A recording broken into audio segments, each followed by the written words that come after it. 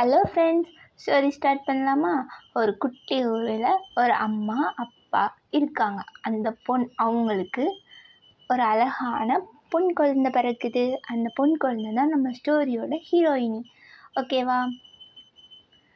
அவங்க ஜாலியாக அந்த பொண்ணு பிறந்த சந்தோஷத்தில் இருக்கிறாங்க.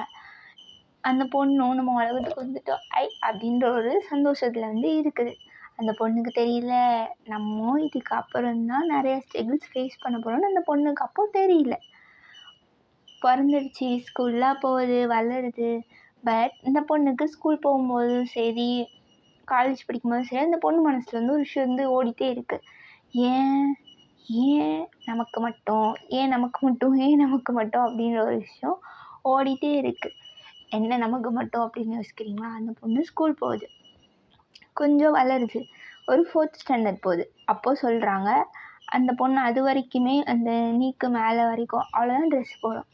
4th ஸ்டாண்டர்ட் போகுது, 5th ஸ்டாண்டர்ட் போகுது. வீட்டில் கண்டிஷன்ஸ் போடுறாங்க, இல்லை நீ இவ்வளோ குட்டி ட்ரெஸ் போடக்கூடாது, கொஞ்சம் பெரிய ட்ரெஸ் தான் போடணும் அப்படின்ற ஒரு இது ஃபஸ்ட்டு அந்த பொண்ணுக்கு வந்து சொல்கிறாங்க. அந்த பொண்ணுக்கு இரிட்டேட், பிடிக்கல. ஓகே அப்படின்னு, பட் பரவாயில்ல அக்செப்ட் பண்ணிக்கிச்சு. சின்ன பொண்ணில் எதுவும் பண்ண முடியாது, அக்செப்ட் பண்ணிக்கிது.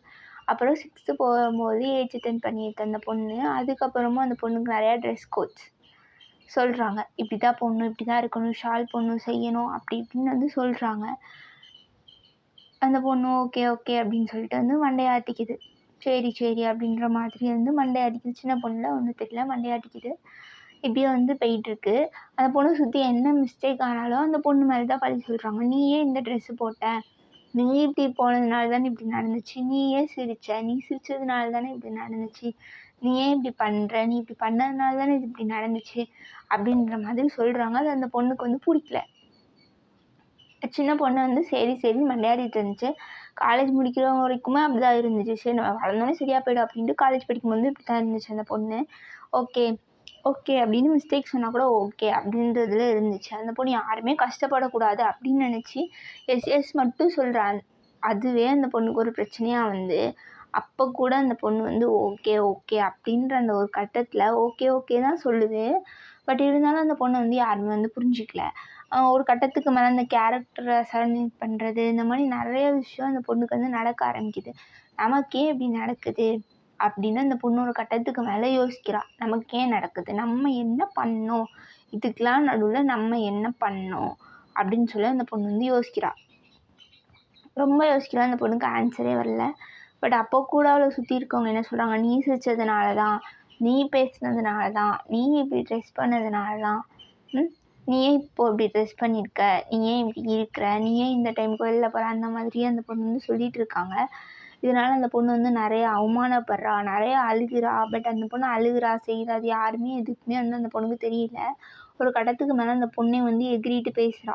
ஏன் நீங்கள் எல்லாம் எனக்கு மட்டும் சொல்கிறீங்க, ஏன் எனக்கு ஆப்போசிட்டில் இருக்க அவங்கக்கிட்ட நீங்கள் எதுவுமே சொல்ல மாட்டிங்களா அப்படின்ற மாதிரி இந்த பொண்ணு ஒரு கட்டத்துக்கு மேலே எல்லாருக்கிட்டையுமே எகிரிட்டு வந்து பேசுகிறா. ஸோ அப்போ கூட அந்த பொண்ணு தான் சொல்கிறாங்க, எவ்வளோ திமிரு பிடிச்ச பொண்ணாக இருக்குது பாரு, இந்த பொண்ணுக்கு தான் எதுவும் ஆகக்கூடாது அப்படின்னு சொல்லி நம்ம சொல்கிறோம்.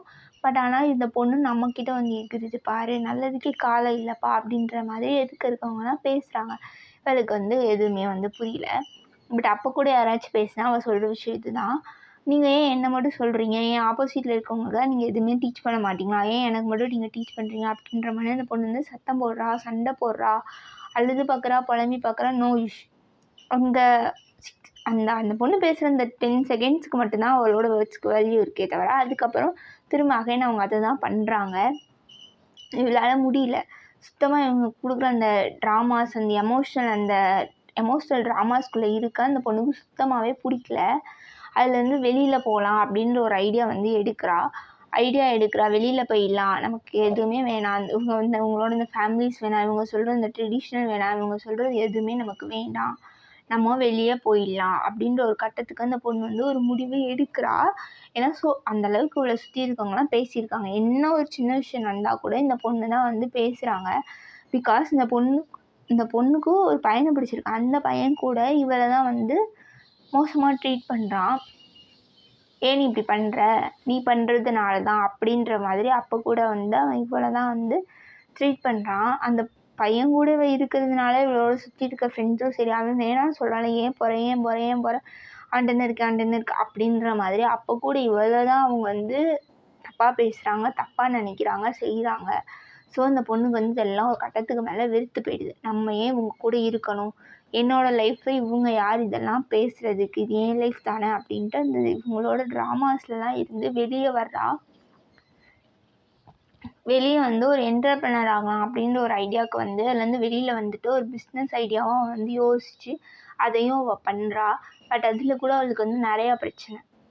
அவள் பண்ணுறா, யார்கிட்டயாச்சும் இப்போ வந்து இவ உமன் அப்படின்றதுக்காக ஆப்போசிட்டில் இருக்கவங்களும் உமனாக இருப்பாங்கன்றது கிடையாதுல்ல.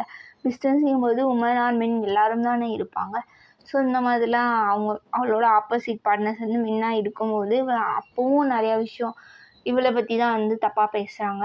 இங்கே பாருப்பா, ஒரு பொண்ணை வந்துட்டு ஒரு பையன் கூட நைட்டு வெளில போயிட்டு வரா. பிஸ்னஸ் டீலிங் பேசும்போது கூட இவளுக்கு வந்து அப்போவும் இந்த மாதிரி தப்பான ஒரு இதை தான் பேசுகிறாங்க.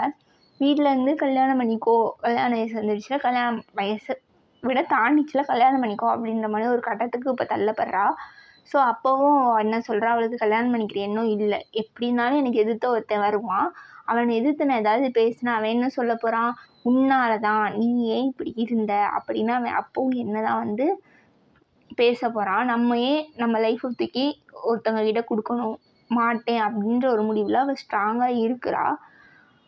அப்போலேருந்து அவளோட பிஸ்னஸ் அண்ட் கோல்ஸில் அவள் ரொம்ப தீவிரமாக எஃபர்ட் போட்டு நம்ம ஒரு என்டர்ப்ரனர் ஆகணும், ஒரு உமன் என்டர்ப்ரனர் ஆகணும், நம்மளால் தனியாக எல்லாத்தையும் பண்ண முடியும், நம்ம லைஃப்பை நம்ம யார்கிட்டையும் கொடுக்கக்கூடாது அப்படின்ற ஒரு முடிவுக்கு வந்து அவள் தனியாக ஜாலியாக இருக்கா. வீட்டில் அப்போவும் கேட்குறாங்க, நீ எவ்வளோ நாளைக்கு இப்படி இருப்ப அப்படின்னு கேட்டதுக்கு நான் ஒரு அடாப்ட் சைல்டு வச்சுக்கிறேன், என்னால் முடிஞ்ச அளவுக்கு ஒரு ட்ரெஸ்ட் எல்லாமே வச்சு எல்லாருக்கும் நான் நல்லா பார்த்துக்கிறேன், ஆனால் என் லைஃப்பை நான் யார்கிட்டையும் கொடுக்க மாட்டேன் அப்படின்ற ஒரு முடிவுக்கு வந்து இப்போது நம்ம ஹீரோயினி ரொம்ப ஜாலியாக இருக்காங்க. My life not for yours. Topic ஏற்ற மாதிரி இருக்கான்னு கமெண்ட் பண்ணுங்கள்.